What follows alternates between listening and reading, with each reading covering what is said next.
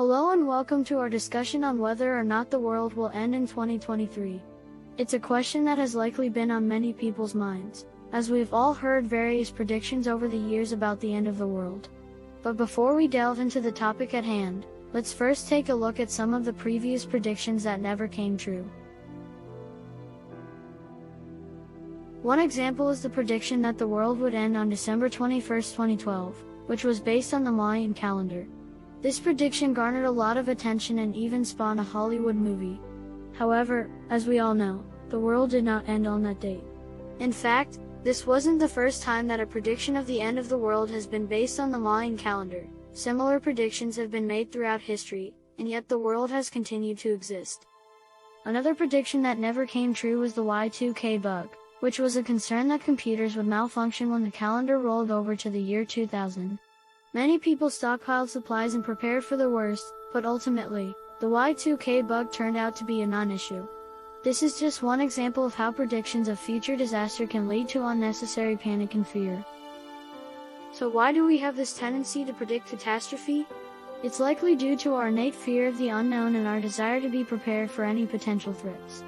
However, it's important to remember that these predictions are often based on incomplete or misleading information, and it's easy to get caught up in the hype.